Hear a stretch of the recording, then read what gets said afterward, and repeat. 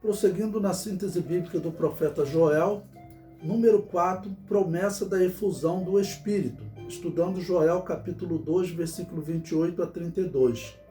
No versículo 28 diz: derramarei o meu Espírito. Esse derramamento do Espírito que Joel está falando é sobre Israel durante a grande tribulação. Pedro citou essa profecia como cumprindo-se no dia de Pentecostes. Está lá em Atos capítulo 2, versículo 16 a 21. Mas o próprio Pedro citou sinais que não ocorreram no Pentecoste. Ele diz no capítulo 2, versículo 19 e 20: e sinais embaixo na terra, e sangue, fogo e vapor de fumo. O sol se converterá em trevas e a lua em sangue. Ou seja, esses sinais não aconteceram em Pentecostes, mas a distribuição de dons, isso aconteceu, de um dom maravilhoso. Na verdade, ali Pedro estava fazendo um paralelo entre a salvação dos gentios e a salvação de Israel. A salvação dos gentios iniciou com o derramamento do Espírito no dia do Pentecoste, e a salvação de Israel também, pois para que eles se convençam que Jesus é o Messias, precisarão da operação daquele que tem como função convencer o homem do pecado, da justiça e do juízo, como é descrita a função do Espírito Santo. E Pedro utilizou o texto do profeta que fala desse derramamento sobre Israel para explicar o derramamento sobre os gentios no dia do Pentecoste. Claro que aquela escritura era conhecida, tá bom? Já que os peregrinos que estavam ali, prosélitos todos, eram ou judeus ou aqueles que haviam se aproximado do judaísmo, e todos estudavam então as escrituras, conheciam o profeta Joel. A profecia de Joel mostra uma ligação especial com as trombetas do Apocalipse.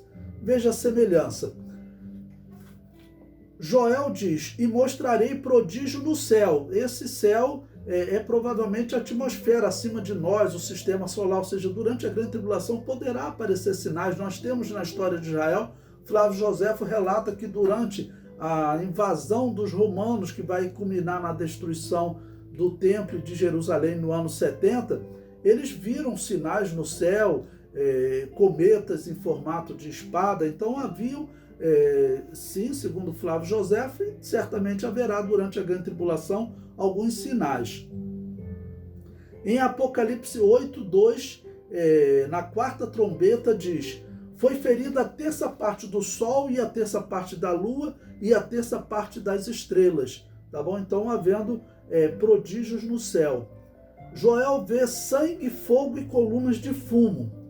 Em Apocalipse 8:7 diz: houve saraiva e fogo misturado com sangue e foram lançados na terra. Isso acontece na primeira trombeta. Prosseguindo com Joel, ele diz: o sol se converterá em trevas.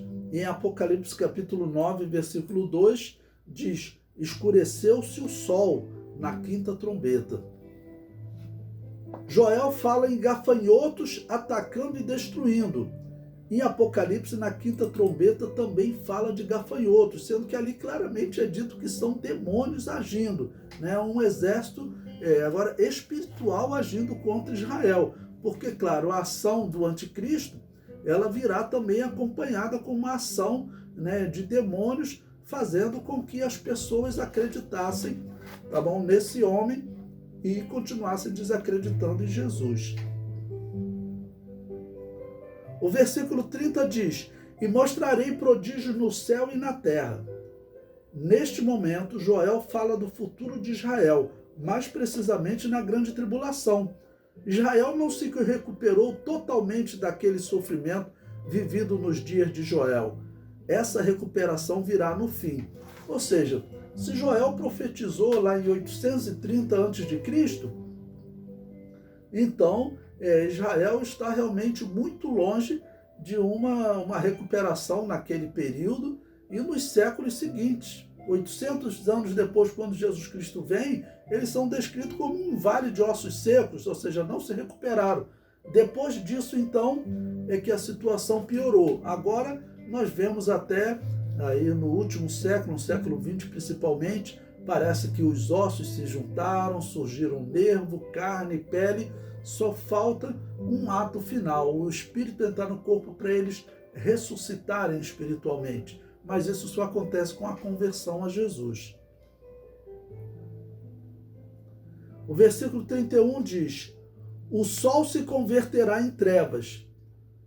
Durante a grande tribulação, o mundo presenciará catástrofes que impedirão que a luz do sol e da lua chegue à terra.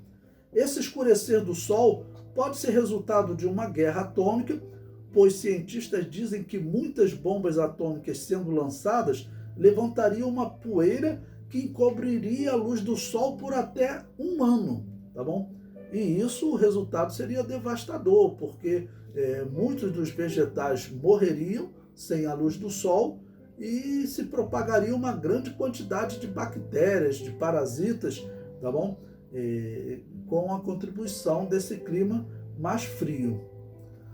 O Apocalipse descreve em 2 momentos a mesma catástrofe que Joel.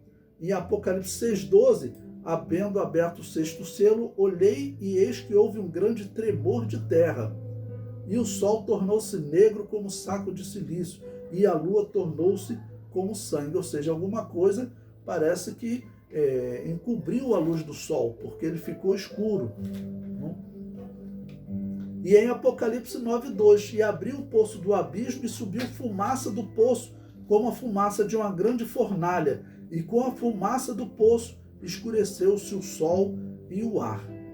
Então, esse período de grande tribulação ele está cercado de catástrofes naturais e catástrofe espiritual também, né? O versículo 32, a parte A, diz: todo aquele que invocar o nome do Senhor será salvo. Joel iniciou falando do livramento dos gafanhotos, mas agora fala do livramento dos gafanhotos espirituais. Livramento da ação do inimigo separando o povo de Deus. O Apocalipse, quando relata o sol se tornando negro, aponta que esse fenômeno é resultado de gafanhotos espirituais, demônios, que são soltos do poço do abismo e vêm sobre a terra para tentar os homens. Apocalipse capítulo 9, versículo 3 diz: e da fumaça vieram gafanhotos sobre a terra, e foi-lhes dado poder como o poder que tem os escorpiões da terra. E eles vão acabar por atacar os homens que desejarão até a morte. O profeta Elias ensinou a Israel o valor de invocar o nome do Senhor. Lá em 1 Reis 18, 24, ele diz: então invocai o nome do vosso Deus, e eu invocarei o nome de Yahvé. E há de ser que o Deus que responder por fogo, esse será Deus. E todo o povo respondeu e disse: é boa esta palavra.